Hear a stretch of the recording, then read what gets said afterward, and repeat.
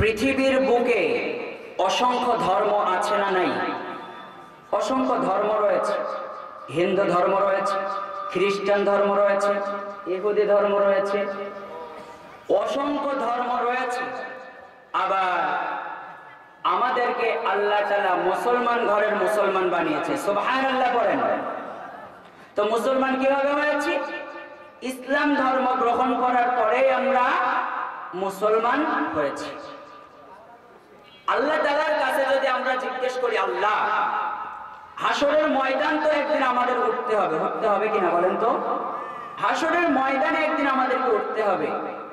তো এত অসংখ্য ধর্ম রয়েছে, এই ধর্মগুলোর ভিতরে ও আল্লাহ তোমার কাছে গ্রহণযোগ্য ধর্মের নাম কি? আমাদের একটা প্রশ্ন থাকে না আল্লাহ তাআলার কাছে। দেখেন আল্লাহ তাআলা কি বলছে। আল্লাহ রাব্বুল আলামিন কোরআনের মধ্যে সুন্দর করে বলে দিচ্ছেন, ইন্নাদ-দীনা ইনদাল্লাহিল ইসলাম।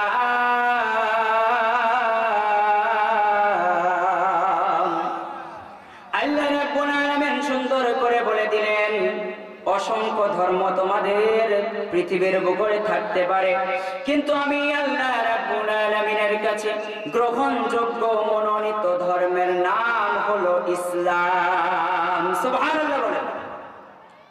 তাহলে আল্লাহ তাআলার কাছে কোন ধর্মটা গ্রহণযোগ্য হবে কাল হাসরের ময়দানে?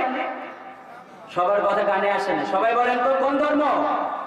তো ইসলাম ধর্ম। আমাদেরকে যে আল্লাহ তাআলা মুসলমানের ঘরে